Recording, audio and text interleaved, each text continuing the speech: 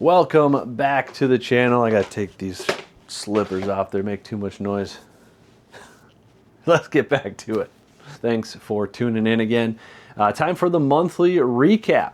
A little bit tardy in getting this one posted. Just again, getting back up to speed, caught up on things from being gone for 3 out of the last 4 weeks on vacation. Well, I guess 3 out of the last 5 now, because I've been back for about a week, a little over a week now. Anyways, the numbers we're going to review today are from a period of time where I was gone for 3 out of 4 weeks, essentially. So 3/4 of the month I was gone, but I still had eBay listings live, sales coming through. A lot slower than typical though, because I wasn't constantly getting new inventory up, getting new eyes on the store. And let's face it, eBay likes promoting the stores who are constantly adding listings and being active as well. So a few things working against me here over the last month, but despite that, we still had a pretty solid month. We were down 31.6% from the previous month, but still ended up on a month where I was essentially only here for 1 week after having just been gone for a week, and shipping things out, trying to get things as organized as I could for my wife before I was going to be gone. So despite being gone for essentially a whole month, when you factor in that I wasn't listing and adding to my inventory, $4,228.31 worth of sales. eBay collected $250 worth of taxes. The selling costs for shipping and eBay fees was $909.30. Take away all of the taxes that we had to pay and the taxes that my buyers paid that I had to then let eBay give to the government. The shipping fees and the eBay fees, we netted $3,068.95 in revenue. Again, that was about 31.6% down from the previous month, but considering the fact that I pretty much wasn't here for the entire month, like, yes, I was here again for a week, but during that week, I wasn't actively getting many or any listings live. So I wasn't really driving the business forward. I was literally just shipping orders out before I was going to be gone, prepping things so that my wife wouldn't have to be constantly working on things while I was gone. And I didn't want her to have to focus on anything with the business while I was gone. I just wanted her to be able to finish out the homeschool year with our son, hang out with friends and family, and not have to focus on my business, because this is my business. Yes, it is a family business, but I am the one who runs the business and keeps things going, and I don't want it to be a burden on them. So that said, now that I'm back, we're hitting it hard. We're really trying to push things as much as we can. We've had a really good start to me being back with getting sales rolling again, and I've got a lot of new listings already live. I've got a bunch of cards. This is about 25% of the cards I need to list tonight. Actually, probably less than that, because those are in top loaders and the other ones are not.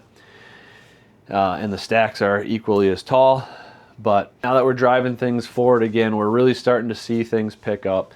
And it's really driving home the point that eBay really pushes those stores who stay active, right? I had a whole month of not being active, getting new listings going.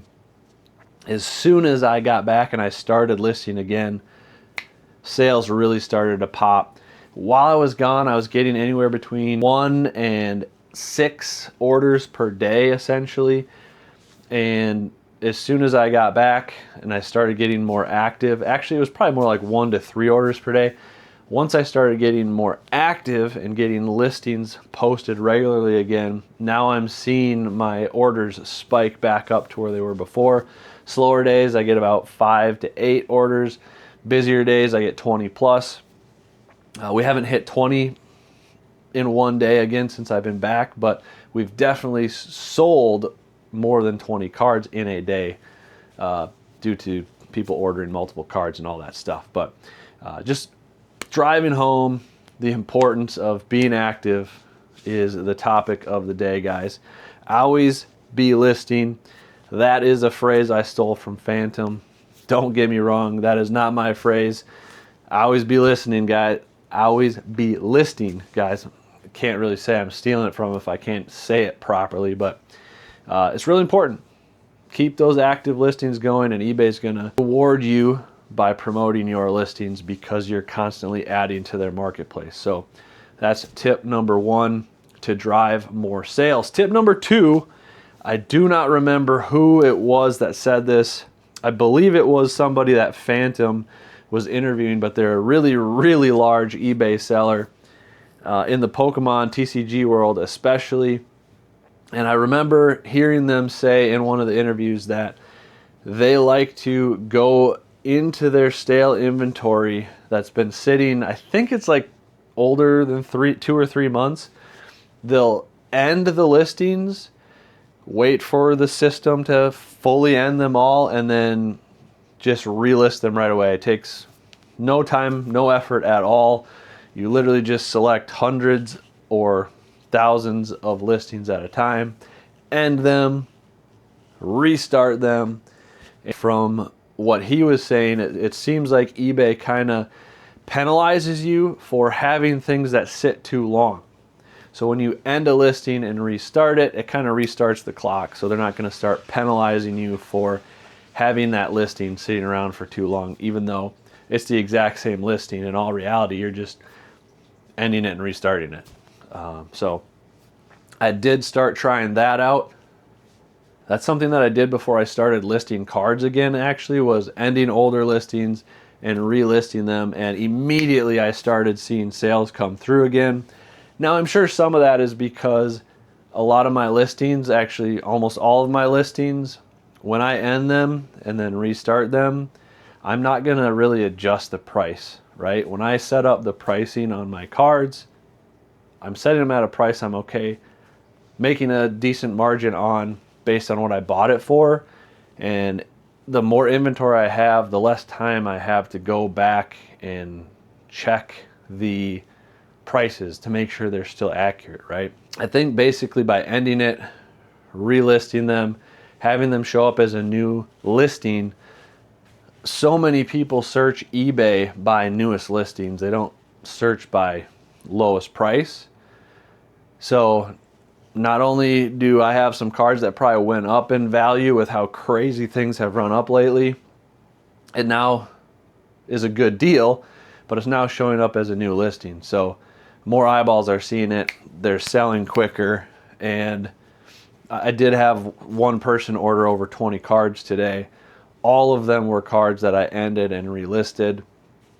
So I'm guessing if I went through and looked at them, a lot of them have gone up a good amount of money in value since I had originally posted them. But for the amount of time it would take me to go through every single card, adjust the price on these cards, relist them, my time is probably better spent getting all this new inventory that I don't have on my page posted, right? So some people out there probably getting good deals on my newly posted, newly relisted listings, but it's okay. Based on what I bought them for, I made an okay margin on them.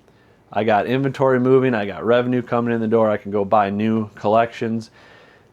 I've had a really good luck buying collections since I came back from my trips.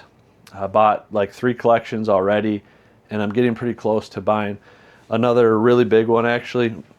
It's all singles, almost entirely cards under $20, and it's about $3,000 collection, $2,800 collection that I'm working on. So potentially a lot more inventory coming to the eBay store soon. So those are the 2 main things on the eBay side of things with managing your store that I really want to impress upon you guys as being very, very important. Again, the stolen line from It's Phantom, always be listing.